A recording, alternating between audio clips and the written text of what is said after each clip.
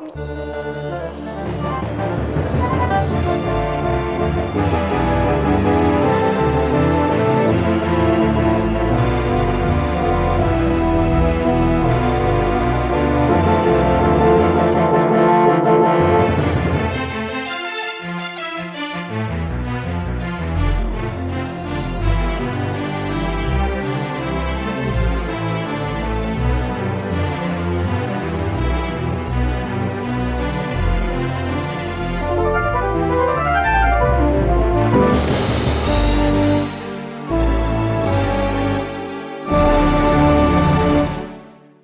everybody, I'm Dean, I'm the dad.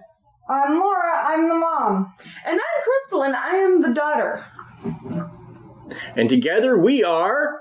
Family Plot! Whew, had a moment there, sort of stroked out, just didn't know what was going on. How is everybody? How you doing today? Oh, well, you know. Well, my day's okay. I'm a little tired, I'm a little sweaty, but I'll be just fine. And your mom is beautiful, as always. Thank you. So, a couple of brief things we need to get into before we get into the show. First and foremost, no show next week. We had one planned. It is being thrown out. And I knew this was a possibility. We've talked about it before. We might have to cut a show because we're moving. Turns out we had to cut the show because we're moving. So, there won't be a show next week, but that's okay. We got it covered. We should only miss 1 week. And since we've been moving for the last 3, you'll barely notice. We promise. That's the idea anyway. Yes. Other than that, also want to say, make sure that even though we're not going to be here next week, that would be an opportune time to go back to listen to prior episodes and put up reviews on iTunes and Podchaser and all the little places that'll take reviews. Just anything you do to review us, give us 5 stars, and pop us up that list, we would thank you for greatly. Yes, we would. So... remember what we're talking about this week, Krysta? Something about the Pony Express or the place that it started off in? St. Joseph, Missouri. I was actually born there. And St. Joseph is weirdly one of the most haunted towns in Missouri. And we have quite a little collection of stories to tell. And as I understand it, that's not half of all that there is to tell. Ooh. I see. So we've got quite a little show for you. Lots of hauntings to talk about. Lots of cool things. Lots of scary things. It's going to be great. But before we get too deep into this, before we jump into with both feet our show on St. Joseph and its hauntings, I say we go to our Krysta, my Krysta, and hear some weird facts.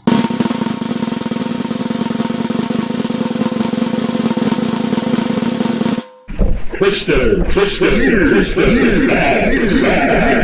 Today's facts are from the website history.com. Make sure to check that out. By Evan Andrews. Please check this out because this is not mine and we are not sponsored. Thank you very much. Very nice. Yeah, very nice. Also, history.com is a place I get a lot of information when I check things out about this show. So, you know, they could sponsor us. Yeah, they could, absolutely. I would take a history.com sponsorship. Okay. Fact number 1. The Pony Express was more than twice as fast as its competitors. So as the fact of this one, whoa, are you okay? Yeah. So as this fact, what it's basically saying for the younger younger listeners out there is it was faster than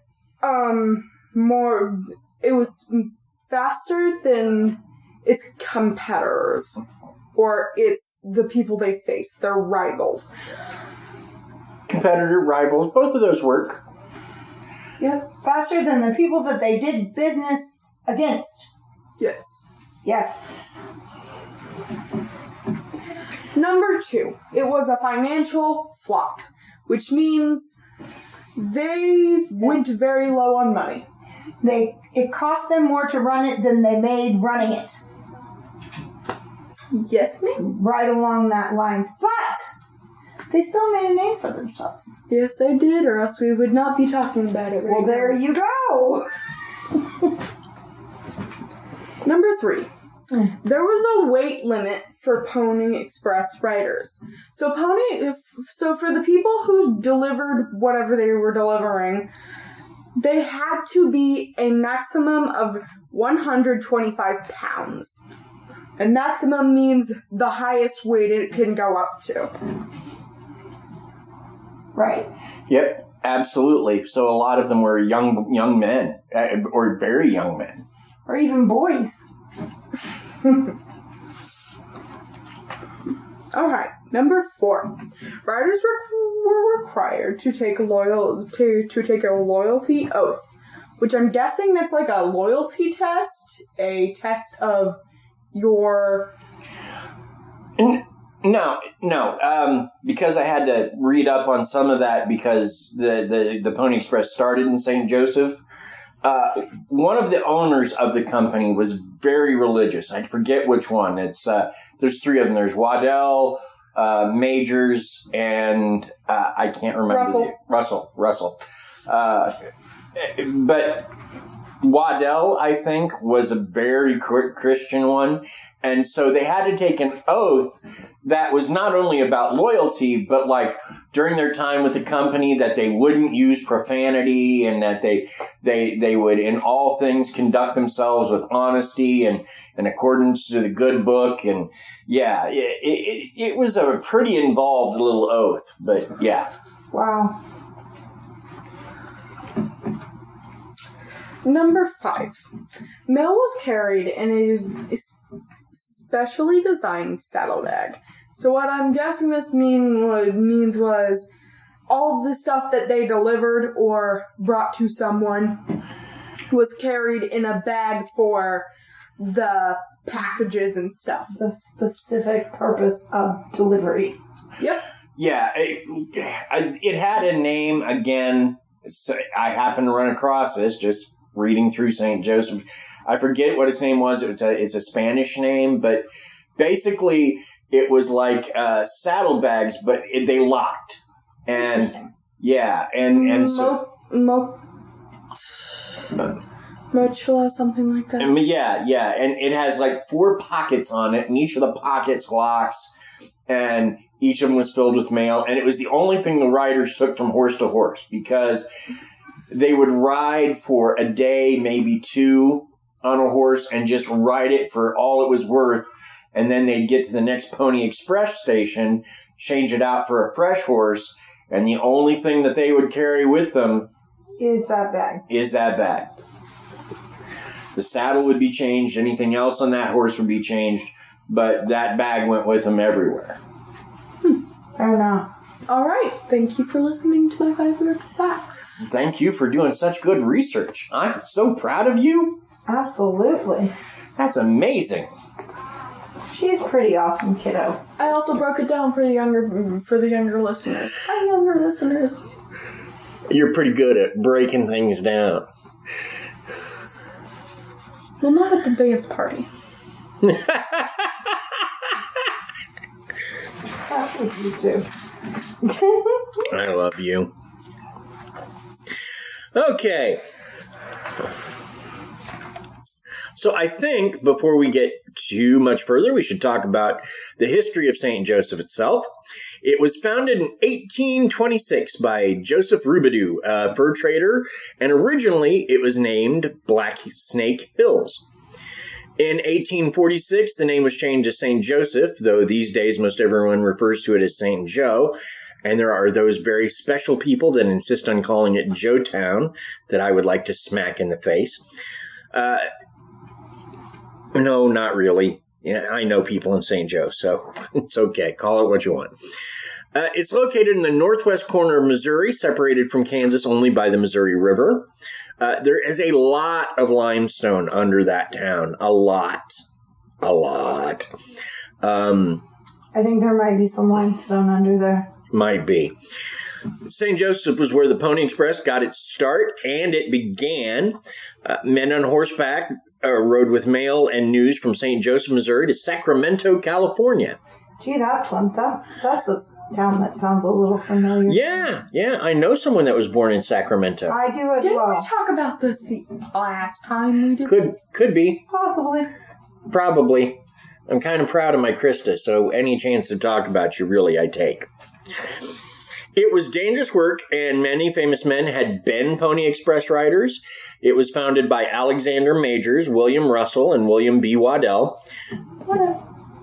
And some of the most recognizable names of the Old West rode for the Pony Express, including showman and trick rider Buffalo Bill and Kansas Redleg, which is a Kansas soldier that fought for the Union, William Tufts. All right. The state of Missouri was organized in 1821, and Joseph Robidoux established the Black Snake Hills Trading Post with the Indians in 1826. Robidoux's trading post soon became a fur-trading empire stretching to the southern Rocky Mountains. The Platte Purchase joined his land to the state of Missouri in 1837. Robidoux conveyed his land for public use in 1843, and the city of St. Joseph was incorporated in 1851. The town remained relatively small until the discovery of gold in California in 1848, which greatly altered and accelerated westward migration. St. Joseph became the headwater for the journey west as hundreds and thousands of settlers arrived by steamboat, and hundreds of wagon trains lined the streets waiting to be ferried across the Missouri River. The covered wagons, oxen, and supplies purchased by the immigrants established the economic foundation of the city. So basically, the city was founded by people selling things to people going west. There you go. And people going west trading things for the supplies they needed to go west. There you go. Additional growth commenced in 1859 when the railroad reached St. Joseph, assuring its role as a supply and distribution point to the entire western half of the country. St. Joseph's proximity to the Missouri River and accessibility by way of the river, rail, and land was to be the impetus for phenomenal growth throughout the 19th century. Political tension leading up to the Civil War led to the establishment of the Pony Express in 1860, with St. Joseph becoming the eastern terminus. The war years were very difficult, with divided loyalties and violence, but after 1865, recovery was rapid. Principal channels of distribution were established in the 1870s, with St. Joseph becoming a leading wholesale center for the building of the West. The 1880s and 90s were the golden age of prosperity, whose mansions and traditions remain a part of the city. In 1886, the Chicago Times reported that St. Joseph is a modern wonder, a city of 60,000 inhabitants, 11 railroads, 70 passenger trains each day, 170 factory, 13 miles of the best paved streets, the largest stockyards west of Chicago, a wholesale trade as large as that of Kansas City and Omaha combined. One count of the U.S. Census had the city's population at 102,000 in 1900. Wow. Jeez. And you wouldn't know it if you went there today. I mean, some of those names you'd know, but it doesn't look like a city that was ever that prosperous. But it surely, up till 1900, it was probably, like, if people were betting, they would have bet on St. Joseph to be a bigger city than Kansas City. Yeah, and it didn't work out that way, so. It did not. Meat packing had been active in St. Joseph from the early days, with the opening of the St. Joseph stockyards in 1887 and the opening of several new packing houses from then through 1923. St. Joseph became an important meat packing center, one of the leading sources of revenue of the city and its surrounding agricultural area. As the city grew and industries were established, neighborhoods developed in close proximity to the factories, stockyards, and railroads. So, that is a little overview of St. Joseph, its history, and a little about it today. Obviously, now the promise it showed up till 1900 sort of vanished. I mean, that was its heyday. 1880 to 1900 was its heyday. After 1900, it just sort of lost it. Now, if you talk to the locals,